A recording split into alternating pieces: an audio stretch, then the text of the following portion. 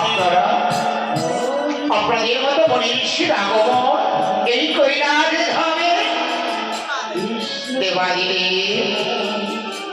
আর এই কৈলাস ধামে কেন এসেছি জানো? কেন তুমি আজ জীবনে হরি কথা শুরু করেছ, তাই আমাদের বাসায় দেখলাম একটু হরি কথা শুনতে চাই। সাধু সাধু হরি কথা শুনবার আবার শোনা যাবো, কিন্তু হরি কথার কতটুকুই আমি জানি। দেবাদিলে তুমি না বৈষ্ণবের চূড়মণি, তাই একমাত্র স্বভাবই তোমার মুখে এই হরি কথা।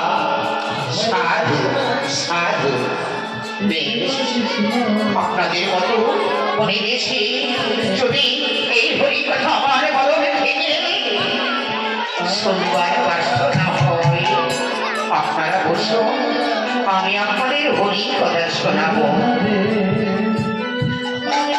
সবাই সারিবদ্ধ হয়ে বসবে।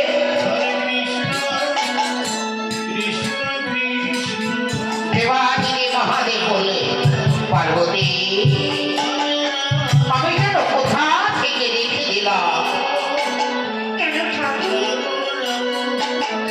তুমি এই হরি কথা বন্ধ করেছ আমার প্রভু রামচন্দ্রের কথা থেকে? বাবা পার্বতী, সত্যি সত্যি তোমার হরি কথায় মন আছে, একবারে এক নিষ্ঠায় তুমি হরি কথা শ্রবণ করছো। বাবা আমি শুনে শান্তি পেলাম পার্বতী। এবার হরি কথা শ্রবণ করো। ভগবানের শিবন তাহলে শ্রবণ করুন। একদিন আমার রাত্র খুঁজে পাই নাই ধারা। পার্বতী বলেছিল, কেন কি কারণে তোমার কহিয়া এই জলধারা? আমি বললাম, পার্বতী পার্বতী তুমি কথা শুনলে তুমি সহ্য করতে পারবে না, আমার কোনো কথা শুনলে না। জানতে চাইল কি কারণে,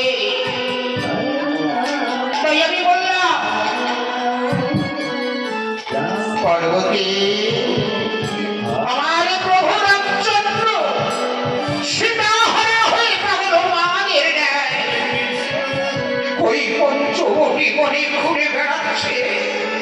আমি যে পারলাম না পার্বতী, আমি প্রভুর আত্মনাথ আমি সহ্য করতে। আমার পার্বতী বলেছিল, তুমি আমায় অনুমতি দাও ঠাকুর, তুমি আমায় অনুমতি দাও, আমি যাবো সেই পঞ্চবটি বনে, আমি প্রভুকে সান্ত্বনা দিতে। কিন্তু আমি নিষেধ করেছিলাম, নিষেধের সঙ্গে পার্বতী সেই দিন সীতারূপ ধারণ করে গিয়েছিল পঞ্চবটি বনে। দেখতে পেল ঠাকুর লক্ষ্য, চিৎকার করে উঠল, দাদা ও আসছে আমার মা জানকী। সেদিন আমার প্রভু রামচন্দ্র ছুটে গিয়ে পার্বতীর দুটি চরণে জড়িয়ে ধরেছিল।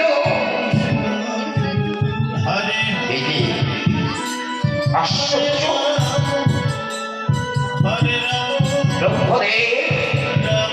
তোমার হরি কথায় মন নেই, এক দৃষ্টিতে চেয়ে আছো তৈ লক্ষ বাহিনী দুর্গার বদনে পারে। কি আছে, কি আছে তার বদনে? না, তোমার হরি কথায় মন নেই, তোমার লক্ষ্য হচ্ছে এই দুর্গার বদনে পারে না।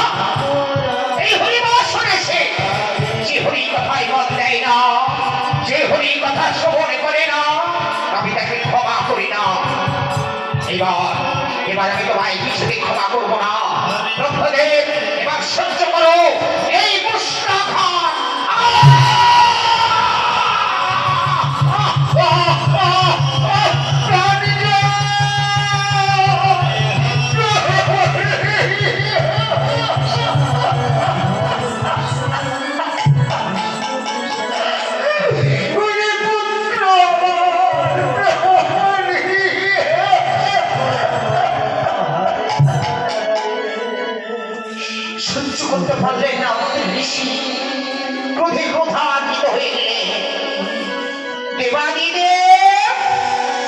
তুমি কি করলে? তুমি কি করলে দেবাদিনে? তুমি না বৈষ্ণবের চূড়ামণি। মানি না, মানি না আমি তুমি বৈষ্ণব। তোমার বৈষ্ণব আচার।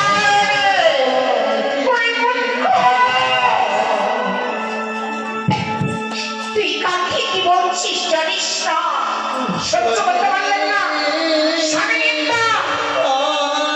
পার্বতী ক্রোধে ক্রোধান্বিত হয়ে গেলে দেবাদিনী মহাদেবের ত্রিশূল রইল তার হাতে। ওরে মূর্খ, এই এই কৈলাস ধামে এসে তুই করিস বৈষ্ণব অপমান? না, না, আমি কিছুতেই ক্ষমা করতে পারি না। ওরে মূর্খ, যে মুখে তুই করলি বৈষ্ণব অপমান, সেই মুখে হোক তোর বৈষ্ণব ব্যাধি।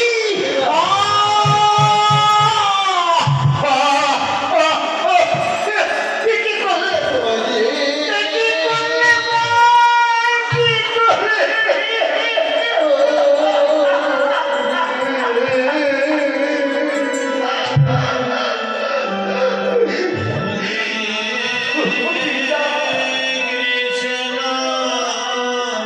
পিতাগো!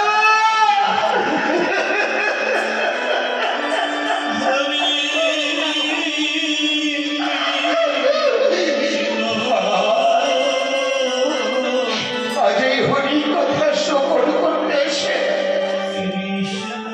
আমি হলাম অভিশপ্ত।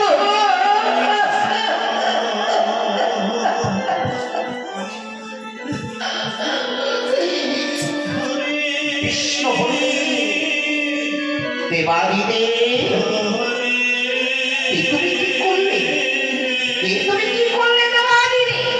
প্রভু জয় দয়ালো, প্রভু জয় দয়ালো। এই হরি আসরে সে হরির কথা শ্রবণ না করলে আমি তো কোনোদিনই কাউকে ক্ষমা করি না। হরিবাসরে এসে যে হরির কথা শ্রবণ না করে তার মতো অপরাধী কেউ নেই প্রভু। তাই তো আমি ক্ষমা করতে পারলাম না। পার্বতী, তুমি কি করলে? তুমি কি করলে পার্বতী? তোমার না পরম ভক্ত ঠাকুর। তুমি যে জানো ঠাকুর, আমি বৈষ্ণবের ধর্মী। আমি বৈষ্ণব অপরাধ কিছুই ক্ষমা করতে পারি না। তাই তো আমি তাকে করলাম অভিশাপ। মা!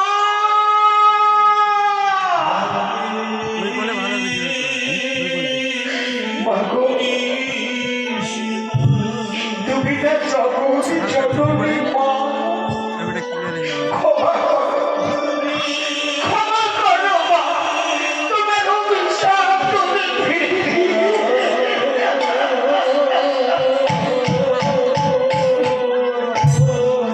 না না, যে অভিশাপ আমি করেছি এই অভিশাপ আমি কিছুতে ফিরে দিতে পারবো না। ওরে ওরে বৃদ্ধ, যে অভিশাপ করেছি অভিশাপ হবে তোর হবে কুষ্ঠ ব্যাধি।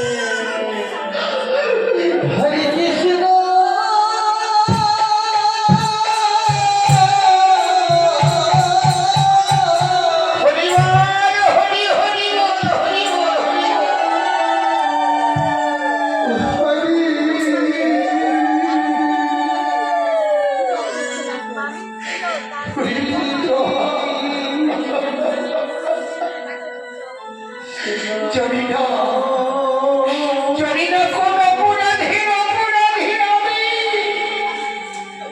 তাই তো আমার খুশি হলো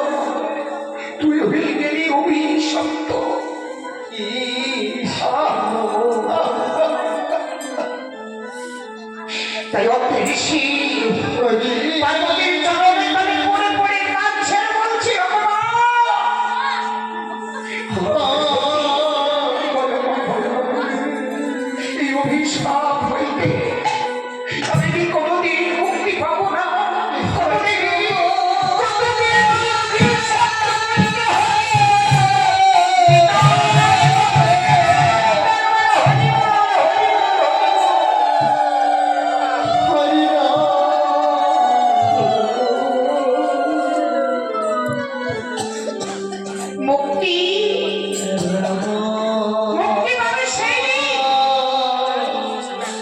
যদি যেতে পারিস সেই মহেশপতি গ্রামে, সেখানে আছে আমার ভক্ত কন্যা।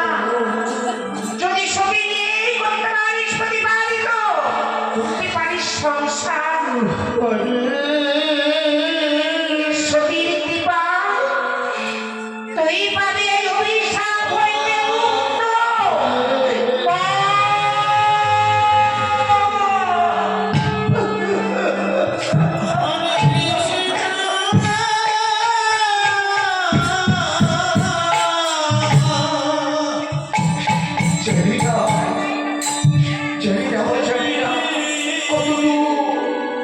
কতদূর সেই মহেশপতি গ্রাম, কতদিনে আমার সেই মহেশপতি গ্রামে আমি কি সেই সতীর সন্ধান পাবো?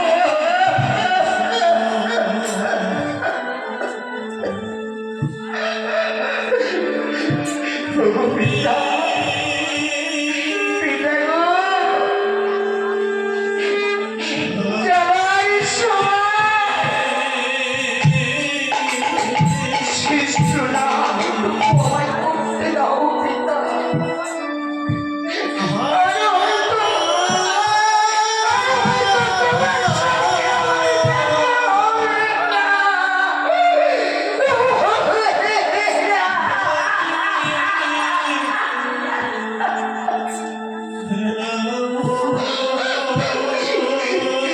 পিতা,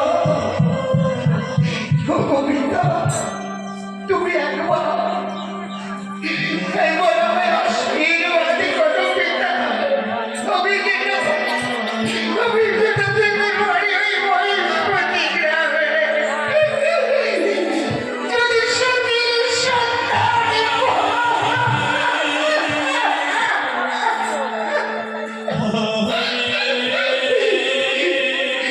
তুমি ভালো, আর যদি না পাই, তোমার পুত্র, তোমার পুত্রের ভবিষ্যের দেখাবে না, তোমার পুত্রের হবে মৃত্যু হরে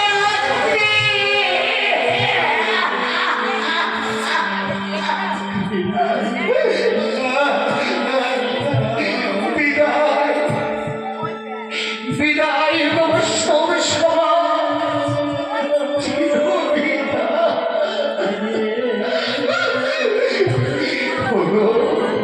ওগো আমার বিবাহিনী মহাদেব, বিদায়, চির